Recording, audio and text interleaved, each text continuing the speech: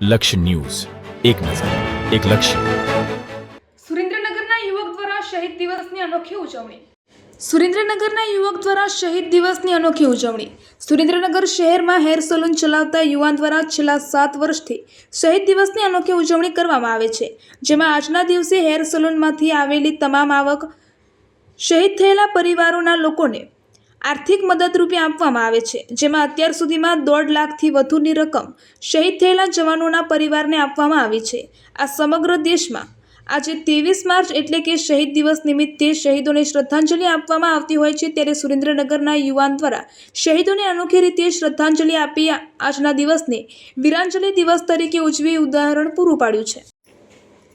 સુરેન્દ્રનગરના Wadhwana 80 foot road ઉપર hair કટિંગનું salon ધરાવતા રવિનભાઈ જાદવને નાનપણમાં આર્મીમાં જોડાઈ અને દેશની સેવા કરવાની અમદ્ય ઈચ્છા હતી, પરંતુ પારિવારિક કારણોસર તેમની આ ઈચ્છા અધૂરી રહેતા તેમણે દેશ સેવામાં ફરજ બજાવતા આર્મીના જવાનો માટે કંઈક અનોખું કરવાનો નિર્ણય કર્યો હતો, અને એટલે જ આજે 23 માર્ચે સમગ્ર દેશમાં શહીદોને શ્રદ્ધાંજલિ આપવામાં આવે છે. ત્યારે રવિનભાઈ અને તેમની ટીમ દ્વારા આજના દિવસની સલૂનની તમામ આવક શહીદ જવાનોના પરિવારોને અર્પણ કરવામાં આવે છે અને શહીદ જવાનોને વીરાંજલિ આપવામાં આવે છે. છેલ્લા 7 વર્ષથી અવિરત દર વર્ષે 23 માર્ચના રોજ વીરાંજલિ થકી અત્યાર સુધીમાં ₹1.5 લાખથી પણ વધુની રકમ એકઠી કરવામાં આવી છે, અને સુરેન્દ્રનગર જિલ્લામાં રહેતા અને સેનામાં ફરજ બજાવતા શહીદ થયેલા જવાનોના પરિવારજનોને અર્પણ કરવામાં આવી છે. જય હિન્દ, વંદે માતરમ. મારું નામ હરેશભાઈ. હું અત્યારે હાલમાં નાગાલેન્ડ દિમાપુરમાં આર્મીમાં સર્વિસ કરું છું.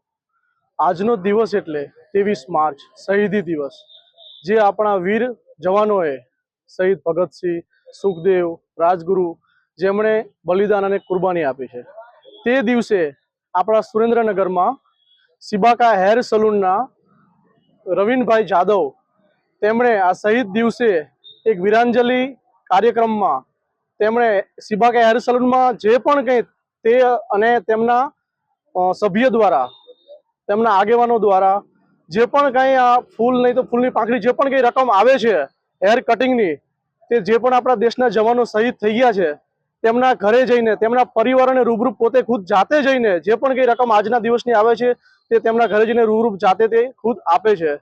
તો આ એક પ્રોત્સાહનની વાત છે. તેમને આપણે બધાને સહભાગી થઈને તેમને એક દેશની ગર્વની વાત છે, અને તેમણે જે આ કાર્યક્રમ કરે છે તેમાં આપણે બધાને સૌને પ્રોત્સાહન આપવું જોઈએ. જય હિન્દ, અસ્તુ. મારું નામ રવિન વસંતભાઈ જાદવ છે. મારી સલૂન 80 ફૂટ રોડ પર સિબાકા હેર સલૂન છે.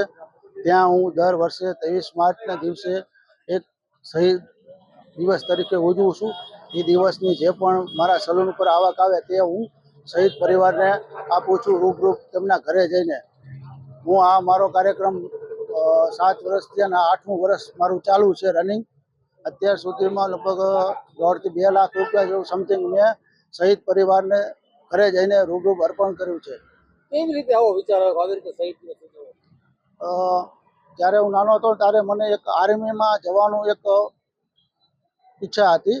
પછી કારણોસર હું જઈ ન શક્યો.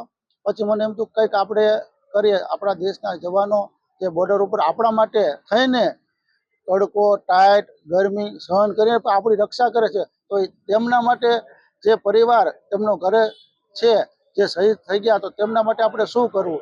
તો મને એક નાનો એવો વિચાર આવ્યો કે આ કાર્ય કરું તો બીજાને પણ આ કાર્યની અંદરથી પ્રેરણા મળે.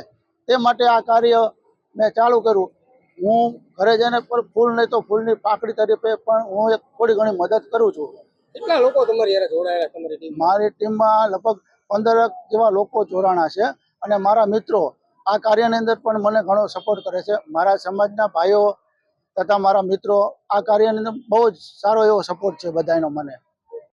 मैं सूबेदार चंद्रशेखर, ये वीरान जयंती कार्यक्रम के लिए इस एसोसिएट को मैं बहुत बहुत धन्यवाद बोलूँगा, बिकॉज इन्होंने इस कार्यक्रम के द्वारा हमारे समाज को एक मार्गदर्शन देने की कोशिश की है कि हमारे शहीदों का कोई ना कोई ऐसा दिन होना चाहिए जिस दिन हम इन्हें याद करें। इनके योगदान, इनके बलिदान को हम भूल नहीं सकते। अभी भगत सिंह, राजगुरुदेव और सुखदेव, इन्होंने अपना जीवन का अमूल्य बलिदान दिया है भारत भूमि के लिए। अंग्रेजों से लोहा लेते हुए इन्होंने फांसी के फंदों को चूमा। इनके इस विशिष्ट योगदान के कारण हमारा देश आजाद हुआ और उस समय युवा पीढ़ी को देश में एक जुनून, जज्बा और जोश भर दिया।